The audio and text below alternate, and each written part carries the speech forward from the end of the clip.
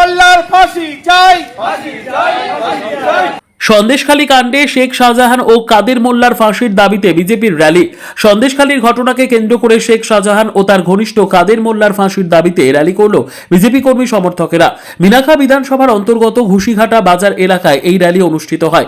BJP সূত্রে অভিযোগ, রাজ্যে তৃণমূল কংগ্রেসের শাসনকালে শেখ শাহজাহান ও তার সহযোগী দুষ্কৃতীরা সন্দেশখালীতে বিজেপি কর্মী প্রদীপ মণ্ডল এবং তার 3 ভাইকে খুন করে। এই ঘটনার বিচার ও দোষীদের দৃষ্টান্তমূলক শাস্তির দাবিতে এদিন রাস্তায় নামে বিজেপি কর্মী সমর্থকেরা। র্যালি করে অভিযুক্ত জেলবন্দি শেখ শাহজাহান ও কাদের মোল্লার ফাঁসির দাবি তোলা হয়। একই সঙ্গে নিহতদের পরিবারের জন্য ন্যায় বিচারের দাবিও জানানো হয়। দেখুন, দীর্ঘদিনের লড়াই সন্দেশখালীর, সেই অত্যাচারিত মানুষ আর মানুষের মুখে আজকের হাসি ফুটেছে। সত্যি আজকে সত্যের জয় হয়েছে, ন্যায়ের জয় হয়েছে। তবে তারা কিছুটা আশা করছে, আবেগপ্রবণ হয়েছেন তারা, কারণ তারা যে বিশ্বাস রেখেছিলেন আইনের প্রতি, সত্যি সেই বিশ্বাস ফেরাবার একমাত্র ভরসা আমাদের ভারতীয় জনতা পার্টি। সেই ভরসাই দেখিয়েছেন, তাই তারা আরো আশ্বাসিত হয়েছেন। এটা সম্পূর্ণ আইনি প্রসেস, আইনের মাধ্যমে যা শাস্তি হবে সেটাই আমরা মেনে নেব, সেটাই তারাও মেনে নেবে। তবে মানুষ এতদিন যেভাবে বঞ্চিত হয়েছে, তাই তারা আরো কিছু আশা করছে, কারণ তারা তো একসময় ঘর ছাড়া হয়েছিল, ভাতের হাঁড়ি পর্যন্ত সেই অত্যাচারী শাসকরা নিয়ে চলে গেছিল।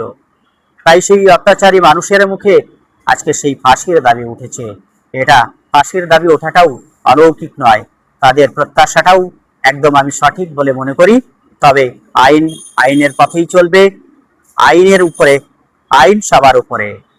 আপনারা জানেন 2019 সালে শেখ শাহজাহান এবং কাদের মোল্লার নেতৃত্বে সন্দেশখালীর ভাঙি পাড়াতে যে পাশবিক হত্যার লীলা চলেছিল, আমাদের বিজেপির 3 কর্মকর্তাকে, প্রদীপ মণ্ডল, দেবদাস মণ্ডল এবং সুকান্ত মণ্ডলকে নৃশংসভাবে হত্যা করেছিল। তার বাড়ির লোকজন যখন থানাতে এফআইআর করতে গেছিল, তাদেরকে এফআইআর পর্যন্ত সঠিকভাবে নেওয়া হয়নি। পরবর্তীকালে এফআইআর থেকে এই শেখ শাহজাহান এবং কাদের মণ্ডল সহ তাদেরকে কিছু লোককে তাদের নাম বাদ দিয়েছিল এফআইআর থেকে দিদিমণির পুলিশ বাহিনী। বর্তমান সময়ে আমাদের নূতন সরকার পরিবর্তন হয়েছে।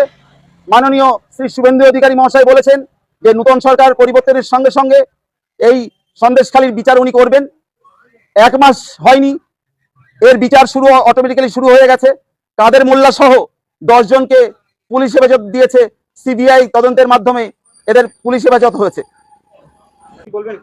বার্তা আমাদের প্রচন্ড বার্তা, এই শেখ শাহজাহানের ফাঁসি চাই এবং কাদের মোল্লার ফাঁসি চাই, সেই বার্তা থাকবে। আমার নাম উৎপল মণ্ডল, আমি একজন বিজেপি কর্মী।